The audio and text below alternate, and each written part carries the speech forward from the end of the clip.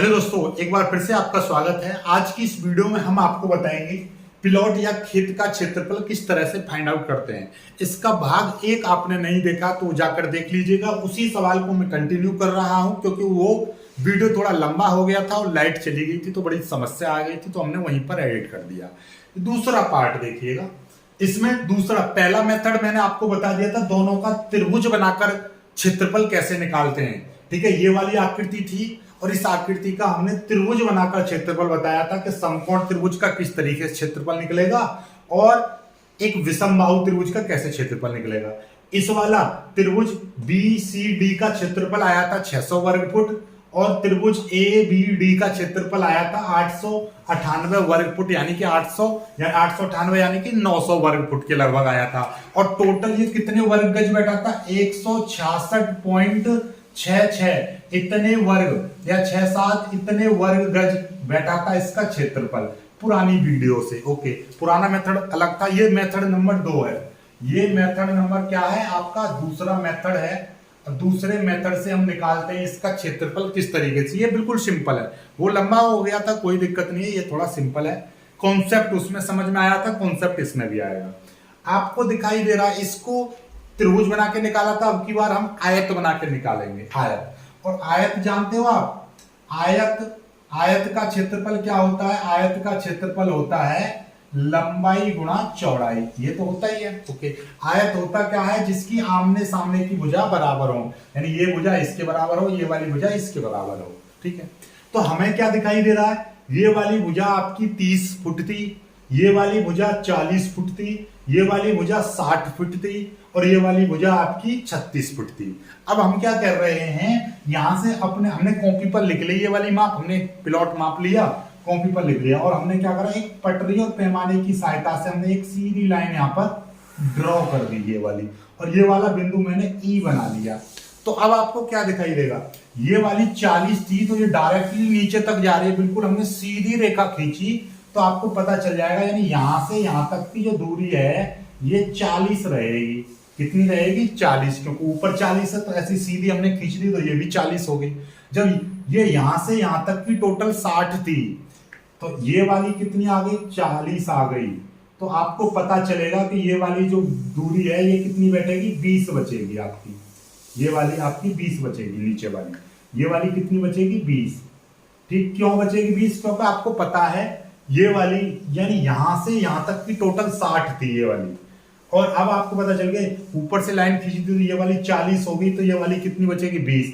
तो इसका मतलब ये हो गया कि ये वाली लाइन आपकी 40 और ये होगी 20। 40 और 20 टोटल 60। ठीक है, ओके। अब आपको बस सिंपल सी बात है, ये 40-40, ये वाली 30 है, तो ऐसे ये सीधी की सीधी रेखाएं हैं तो ये वाली भी तो 30 ही होगी। ओके, अब आपको पता चल गया। क्या पता चल रहा है भाई? आपको पता चल रहा है कि ये क्या बन गया? आमने सामने की भुजा बराबर 40 बराबर 40, 30 बराबर 30, तो ये आयत बन गया। और आयत का क्षेत्रफल क्या होता है? तो यहां पे लिख दोगे आयत, ये आयत का सिंबल बना दिया, और क्या है? BCD और E का क्षेत्रफल कितना है आपका? देखिएगा 40 इंटू 30, 40 इंटू 30। कि क्यों 60 मत लगा देना, क्योंकि ये 40 है यहां तक, ये 40 है। ठीक है, और ये 30, 40 इंटू 30 कितना आ जाएगा? 1200 वर्ग फुट। ओके, ये वाला टोटल आपका कितना निकल आया? ये वाला एरिया आपका पूरा का पूरा निकल आया, कितना निकल आया? 1200 वर्ग फुट। ओके, ये वाला आपका 1200 वर्ग फुट निकल आया। ओके, बची अब कौन सा एरिया बच रहा है? ये वाला एरिया बच रहा है आपका। कौन सा एरिया? देख लीजिए, ये और ये। अब इसमें भी आपका देखिए ये वाला एरिया बच रहा है, ऐसे ऐसे और ऐसे। ये वाला आपका 36 फुट है और ये वाला आपको नीचे वाली 20 फुट है, क्योंकि ये वाली जो दूरी है यहाँ पे आपको 20 दे रखी है, 20, और ये वाली आपकी 40 थी, यहां से यहां तक की 40, तभी तो ये 60 बैठ रही थी। 60 तो टोटल थी। ठीक है, तो ये 20 बची। तो अब आपको, और ये आपका 90 डिग्री का कोण दिखाई दे रहा है क्योंकि ये सीधी रेखा थी तो 90 डिग्री। तो कुल मिलाकर ये आधार हो गया, ये खंड हो गया। तो लंब कैसे निकलता है? लंब आपको पता है लंब कैसे निकलता है, अंडर रूट में कर्ण का स्क्वायर यानी कर्ण का स्क्वायर माइनस आधार का स्क्वायर ये आ जाएगा। ओके, तो कितना आ जाएगा भाई? और वैसे भी इसको निकालने की जरूरत क्या है, ये तो अपने आप में दे ही रखा है ना, 30 दे रखा है। ये वाला 30 था ना, ये रहा 30। ओके, ये वाला 30 दे ही रखा था, ये रहा। इसको निकालने की भी जरूरत नहीं क्योंकि ये 20 हो गया, ये वाली भुजा इसके बराबर ही थी ना, 30 आ गई। ओके, 30 आ गया। ठीक, सिंपल सी बात है। इसका भी क्षेत्रफल निकाल देंगे। इसका क्षेत्रफल कैसे निकलेगा? आप त्रिभुज, ये त्रिभुज बन गया, त्रिभुज AED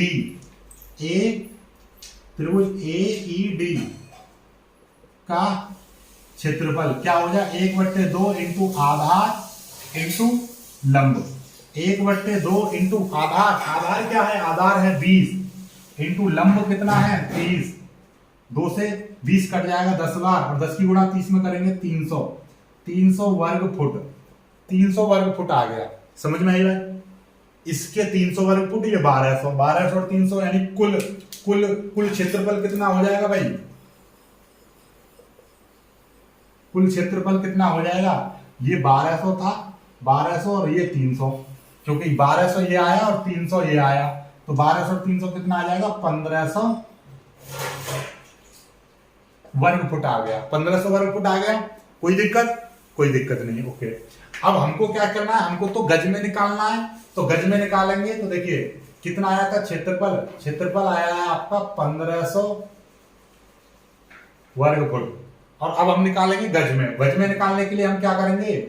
9 का भाग कर देंगे, तो ये क्या बन जाएगा? वर्ग गज बन जाएगा। और इससे भाग कर देंगे यानी 1500 में भाग कर दो 9 का, 9 1 का 9, कितने बचेंगे? 6 बचेंगे, उतार लेंगे 0। 9 छक्के 54 बचेंगे, 6 उतार लेंगे 0। 9 छक्के 54 बचेंगे, वही चीज चलती चली जाएगी, यानी कि 166.6666 166.67 इतने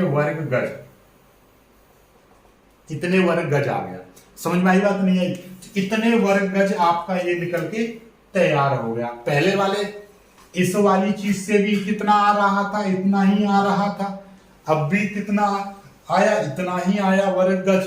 तो कोई अंतर पड़ा? तो दोनों मेथड आपको समझ में आ गए। अब आती है चीज कि भैया क्षेत्रफल बीघा में कैसे निकालें भाई? ये कितने बीघा होगा? तो बीघा के लिए देखिए, समझिए चीजों को। होता क्या है कि अलग अलग स्टेट में बीघा अलग अलग रहता है। कहीं पर 10 विस्से का, कहीं 12 विस्से का। हमारे यूपी में बात की जाए, और ये अलग अलग तहसीलों में भी अलग अलग होता है, क्योंकि हर जगह की तहसील अलग है और हर तहसील में मापदंड अलग है। लेकिन हम बात करें नॉर्मली हमारे यूपी में चलता है 20 विस्से का बीघा। एक बीघे में 20 विस्से होते हैं, और एक पक्के बीघा में 3 कच्चे बीघा बनते हैं। और एक पक्के बीघा की हम बात करें एग्जैक्टली हम बात करें तो एक बीघा बराबर होता है 27,225 वर्ग फुट। कितने? इतने वर्ग फुट होते हैं, याद रखिएगा। और कहीं कहीं पर डायरेक्टली क्या कर देते हैं? 2700 या सॉरी 27,000। ये क्या? 27,225, ये 27,000 वर्ग फुट। कहीं कहीं पे हम डायरेक्टली ये लगा देते हैं। तो ये थोड़ा कैलकुलेशन इजी करने के लिए 27,000 लगा देते हैं, लेकिन एग्जैक्टली होता क्या? ये होता है। ठीक है, कोई दिक्कत नहीं है। अब आपको क्या दिखाई दे रहा है? हमारा कितने आया था? हमारा आया था 1500 वर्ग फुट आया था, 1500 वर्ग फुट। अब 1500 ये था वर्ग फुट, ठीक है। 1500 वर्ग फुट में 27,000 का आप भाग कर दीजिए, 1500 वर्ग फुट में आप 27,225 का भाग कर दीजिए, तो आपको बीघा निकल के आ जाएगा, एक पक्का बीघा। अब मैं आपको देखो दोनों से भाग करके दिखा रहा हूँ। ये है 1500 में 1500 में भाग कर दे रहा हूं मैं कितने का? 27,000। 27,000 का 0.0555 इस तरीके से कितने बीघा आ गया, कितने बीघा निकल के आ गया। ओके, और इसमें भाग करेंगे 15,000 में, 1500 में हम भाग करेंगे 27,225 का, तो ये भी आपका कितना आएगा 0.055, ये भी इतना ही आएगा।